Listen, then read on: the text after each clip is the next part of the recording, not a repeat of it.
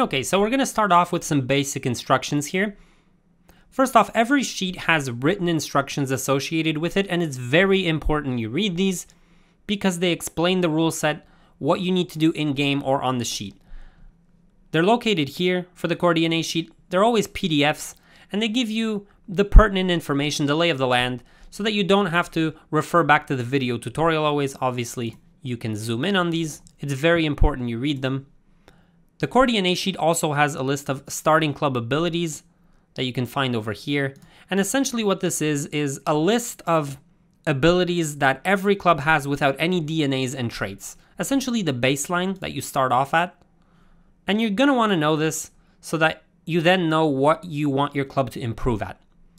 Anything that is underlined like this has either a PDF or some sort of external link associated to it. And if a cell has a black triangle in the top right hand corner like this, it means it's a tooltip.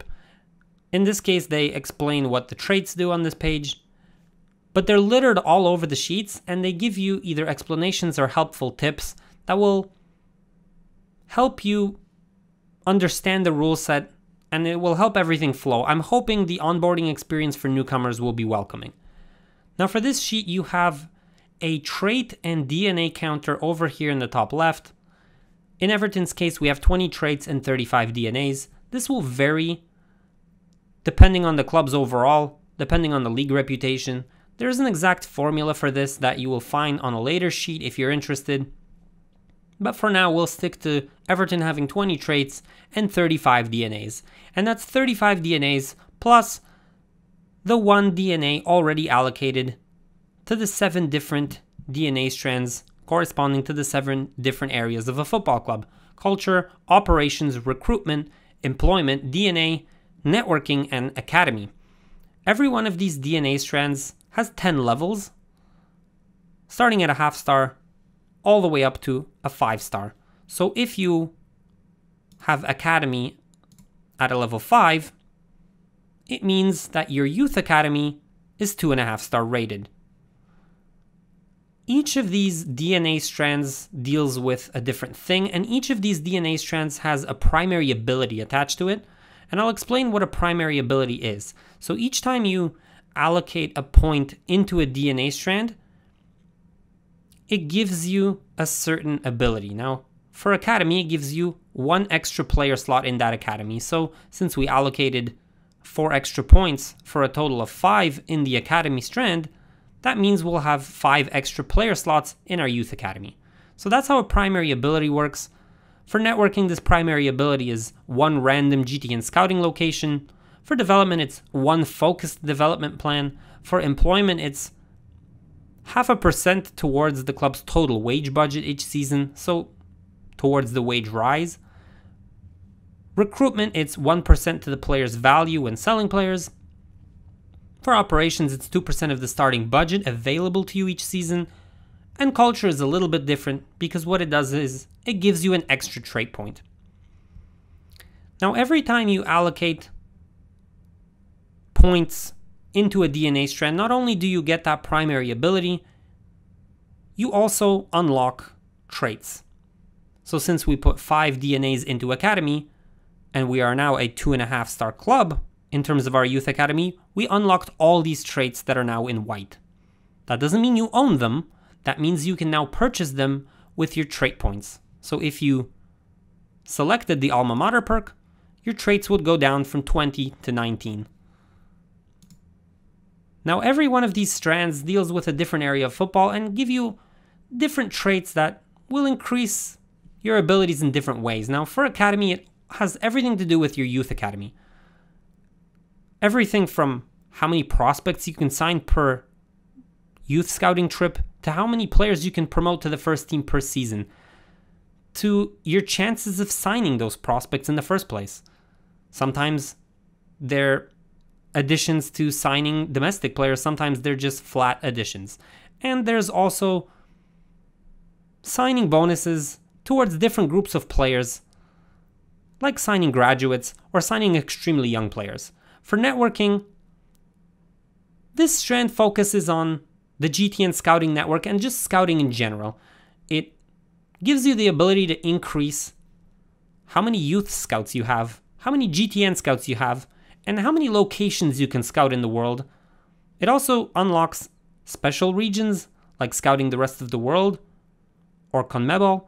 It also gives you signing bonuses towards different groups of players, such as signing players from a specific continent or from a specific league, even from just a very specific club.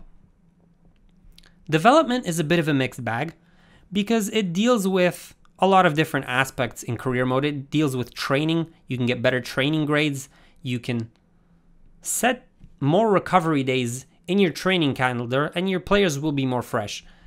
It will also give you the ability to develop players in different ways, whether that be increasing their weak foot or work rates more, whether it be just developing older players. This strand has everything to do with development, so you can also find traits that give you the ability to sign more younger players or just give you the ability to sign them more easily. For employment, this is a strand that specifically deals with signing bonuses for different groups of players, whether it be loanees, whether it be compatriots. So if you have 5 French players and you want to sign more French players, having this trait would make it easier for you to sign them.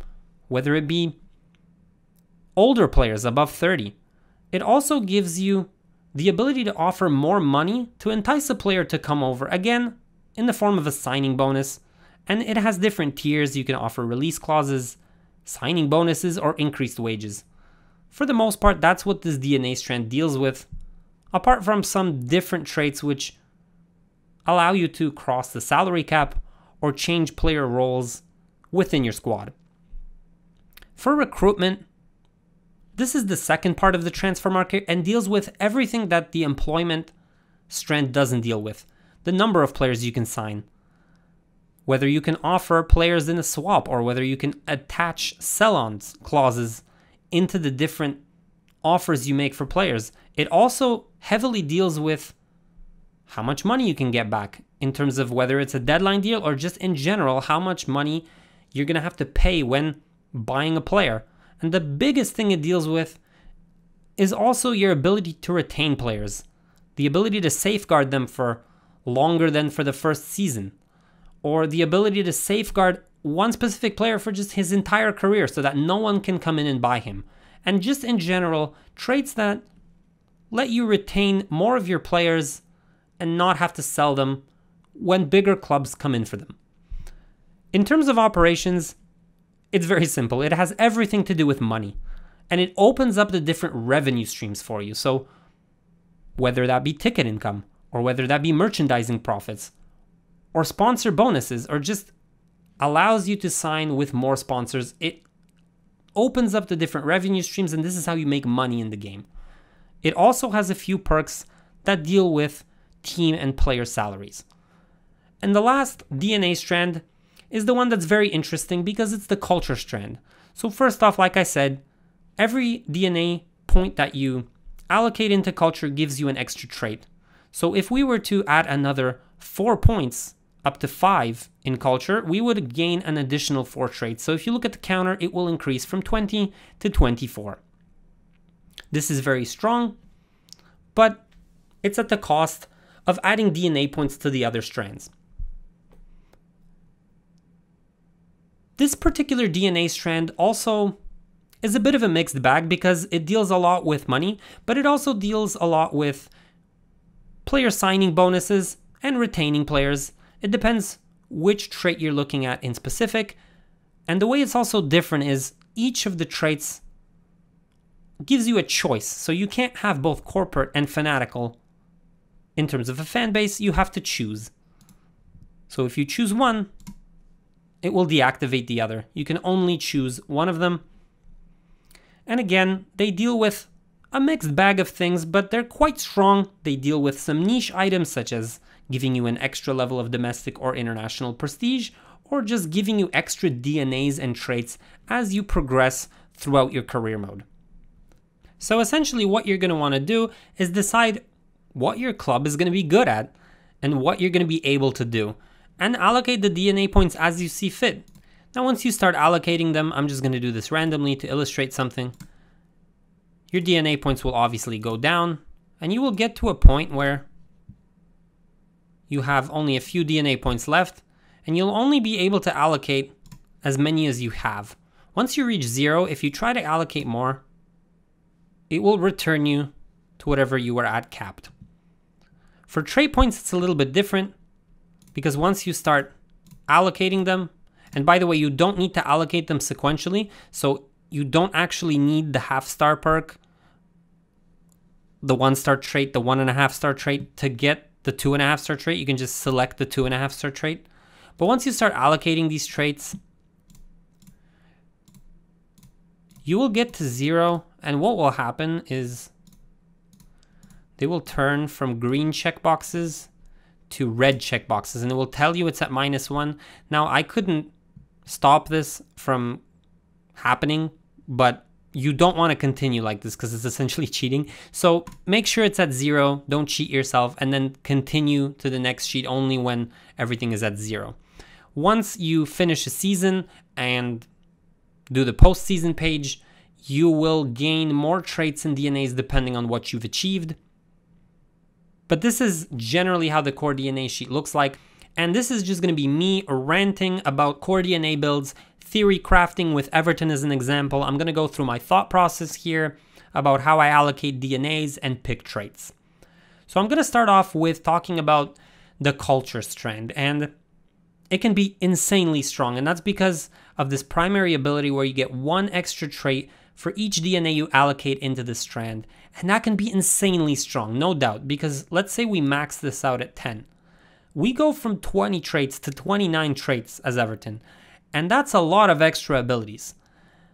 That is very strong, but it comes at a trade-off, and every decision you make on this CoreDNA sheet will come off as a trade-off. In this case, we have 26 DNA to allocate to the rest of the strands, which means with less DNA, we'll have less of these primary abilities attached to operations, recruitment, employment, development, networking, and academy. Not only that, we won't be able to access some of the more premium traits because we just won't have enough DNA to get to them. And as a general rule of thumb, traits do scale in strength from 0.5 star to 5 star. Not exactly, because you may feel that this 1-star trait, for example, for your purposes is just amazing. And it's not that much worse. It's actually better than a 4-star trait. And that very well may be the case. But in general, they do scale somewhat with strength. So you won't be able to unlock the more premium ones if you go crazy with culture. And I'm not saying don't go crazy with culture. By all means, go crazy with culture. Max it out at 10. Just know that it comes with a trade-off. So we're going to go back to 1 here. That's the first thing I wanted to mention. The second thing I wanted to mention is the way this CoreDNA sheet is made. The way I balanced it is you can absolutely specialize in a DNA strand. And in fact, I encourage you to, but it will always come as a trade-off. That is the buzzword here. I'll make an example on this operations strand. So let's say you allocated DNA to the different strands. Let's say 8 in recruitment, 8 in employment, good development program. We got some good networking and, you know, some decent academy. Let's say it's 5 in culture, 5 in academy. Let's say this is our sample CoreDNA build here, right? So we've completely neglected operations. And I want to make an example of what can happen when you neglect a certain strand. So operations have to deal with money. And if you look at the starting club abilities in the finances section, this is what you start off as. Each club has access to 2% of the starting budget, and that's because you've got that 1 DNA point auto allocated to operations, so you get 2%, and you automatically have access to 1/4 of your ticket revenues. To put this into perspective, if you had started with Everton, that would be about 10 million in ticket money, and 2% of the starting budget. Let's say you get 100 million from the board in transfers, you're gonna get 2%. So 2 million. So that's a total of 12 million. I'm not sure what you can really buy on the open market for 12 million. nowadays. So that's not a lot of money to deal with. And that's going to severely impact what you can do in this game. So you can say, what's the point in getting all these traits from the employment strand that give you bonuses to signing players if you actually don't have money to buy those better players, right? It doesn't make sense. But the way this CoreDNA sheet is created is not all the money is locked behind operations. That's the one thing I wanted to make in this game. There's different ways to make money. You just have to be creative. So the easiest way and the most reliable way is through DNA into operations and the different traits in that operations strand. But there are certain traits in the culture strand which actually give you access to different revenue streams. So fan base, corporate gives you an extra 10% of your ticket income. Great. So that's a way to buff your money. If you go to the owner section, you'll get extra prize money. If you go to the boardroom section, you can maybe unlock some merchandising at the cost of some footballing traits. So you can make money through the culture tree if you so choose. You can also make money through the transfer market. Now, if we allocated a lot to recruitment and employment, which we did, we have access to some traits which give us a little bit more money when making deals. For example, extra money when making a deal on deadline day, whether it be buying or selling players. We can pick the nickel and dime trait and we pay less for players. And essentially, if you have 3 transfers and you paid 10% less, well, that's money in your pocket. So that's a way of cutting costs and giving yourself more money. Recruitment, in general, the primary ability is 1% to player value when selling players. So if you're a selling club and you have 8% more per player, that's a way of making money, and that could compensate for your lack of operations DNA and traits. Absolutely. You can also go a different way. You can go and use the Chelsea model, put 10 into academy, or even just the academy we have right now, 5.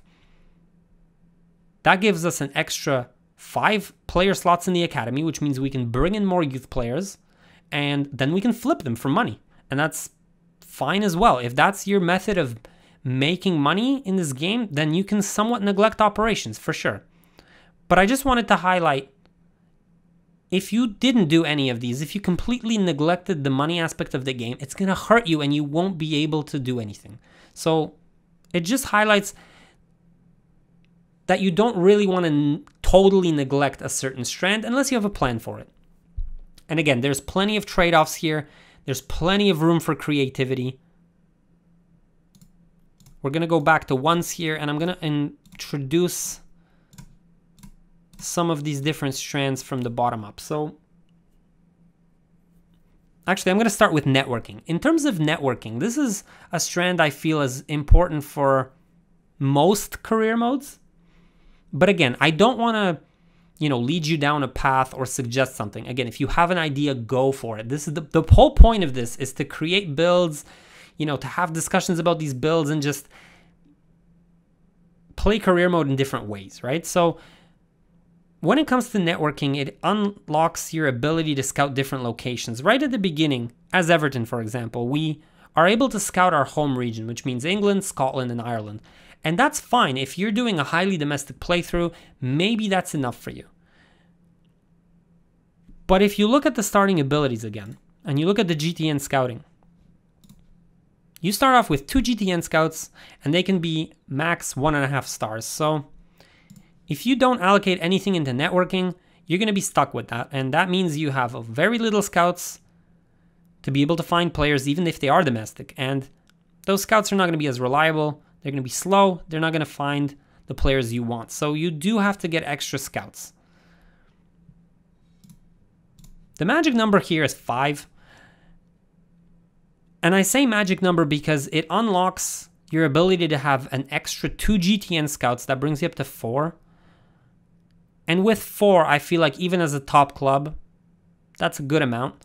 It also unlocks choice locations, because right now we have 5 random locations in addition to our scouting region. And that might not be enough. You may want to very specifically buy players from, let's say, the Bundesliga or the La Liga, and that's just not open to you at the time. Well, these traits, like expanded network, chief scout, and scouting base, they give you the ability to unlock specific locations, or in the scouting basis case, a specific region. So these are very helpful in terms of widening your network. Another thing I wanted to note is if you're going to play a youth-focused, development-focused career mode, you're going to want to pick academy traits and just in general allocate to academy and development. But you can't at the same time neglect the networking tree completely, because this is where you will find your youth scouts, right? So you've got an extra youth scout at the 2-star trait and at the 3-star trait. So if you want extra youth scouts to find more prospects to then develop them, well, then you're going to have to take that into consideration. Your youth scouts are unlocked here. Now there's a transfer calculator. If you're familiar with the older rule set, there's a Buzzko's realism transfer calculator, and that means that every player that you want to buy has some sort of a calculation involved, and the better the player is, from the better the club, the harder it will be for you to sign him. So traits from the employment strand can really help with this. In general, signing older players, signing loanees, compatriots, but even just offering more money for a player to get him to come to your team is very valuable. And this gives you +1, this gives you +1, this gives you +2. So that's an extra 4 points towards signing a player. And that could certainly be the difference between signing a really good, let's say, 80 overall player for Everton instead of having to settle for like a 77. So this is really valuable in terms of a strand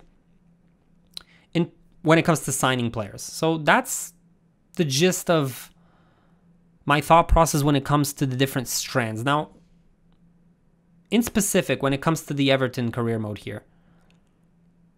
Now, you can play this different ways. You can just do whatever you like, or you can do it sort of historically. I'm going to do it how I like, and I'm going to say this. As Everton, I want a really good network to be able to actually sign players from different regions, because I want to delve into different markets. So I'm going to put this at 7 for now and unlock my ability to scout some of the rest of the world clubs where there's a lot of gems. In Sparta Prague, for example, if I want Lozek, or some other clubs like Shakhtar. If you want players from these clubs, you're going to have to get the Globetrotter trait. So I'm going to go with that, and I'm going to unlock it up to 7 for now. I'm not going to focus too much on the academy. I mean, historically, or at least in the recent few years, Everton's academy hasn't been the greatest. I'm going to put this at 2. I'm not going to focus on it too much, this career mode. But what I am going to focus on is bringing in young players and developing them.